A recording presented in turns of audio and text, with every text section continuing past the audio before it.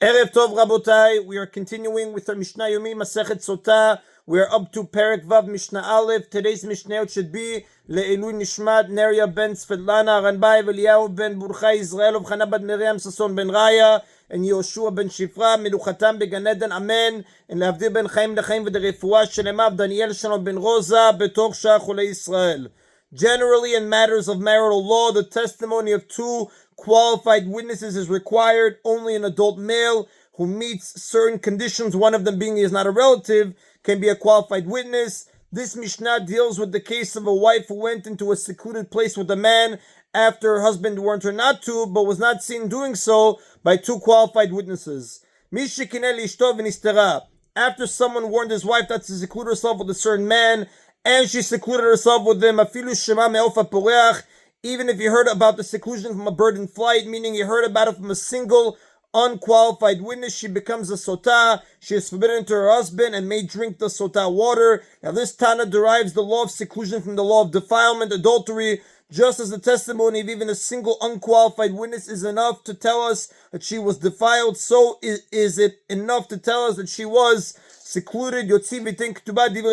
Therefore, if he does not want her to drink the water, he must divorce her and pay the ketubah. These are the words of Rabbi Eliezer. Now, if the husband does not want his wife to drink the water, she remains forbidden to him, and he has to divorce her, but he must pay her ketubah, as taught in chapter 4, Mishnah 2. Now, Rabbi Eliezer himself stated in chapter 1, Mishnah 1, that even if just one witness testifies about her seclusion, she becomes a sotah. This witness may even be an unqualified one, whose testimony is usually no better than the chirping of a bird.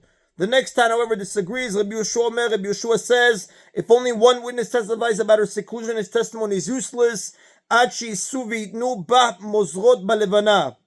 Unless the women who spin thread by the light of the moon gossip about her, meaning many people are saying that she is guilty of immoral behavior. In that case, although there is no real evidence against her, it is improper for her husband to keep her as his wife. Rather, he should divorce her and pay her ketubah, as the Rambam writes in Nechut Sotah, chapter 1, Halacha 8, and the Mishnah's commentators explain she may not drink the water. Rabbi Yeshua ruled in chapter 1, Mishnah 1, that one witness is not enough to establish that she secluded herself with the man. The testimony of two qualified witnesses is required. He agrees, however, that if a single unqualified witness testified about her seclusion and there is widespread gossip that she behaved immorally, her husband ought to divorce her.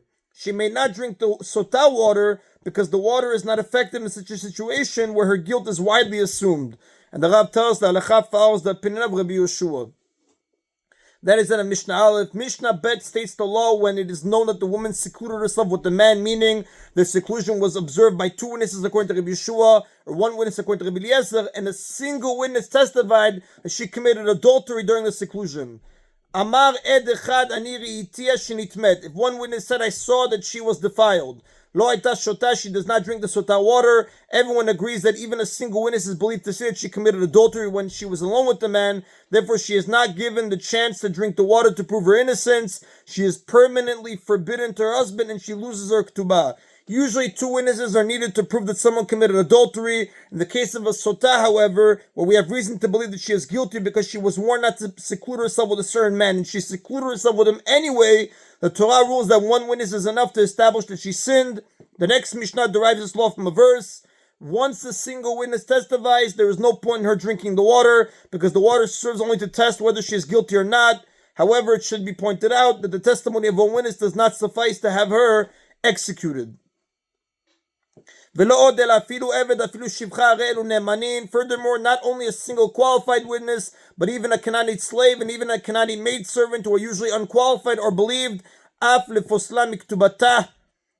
only to prevent her from drinking the water, but also to disqualify her from collecting her ketubah. By requiring only one witness as opposed to two, the Torah makes clear that the regular rules of testimony do not apply here. It follows, therefore, that even the testimony of an unqualified witness is acceptable, and even in this case, though, the testimony of a sinner is rejected because sinners cannot be trusted.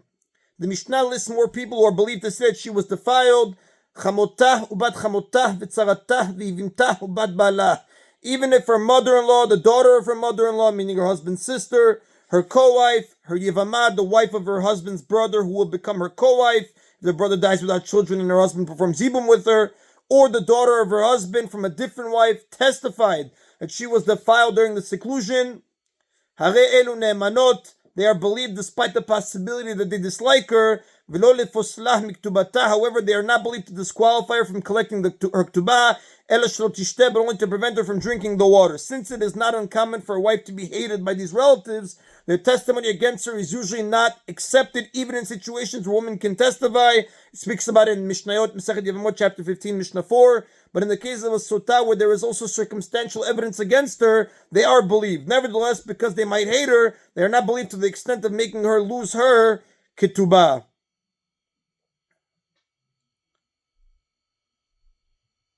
And that is an Abotai of today's Mishna Yomi. Baruch Adonai Leolam. Amen v'amen.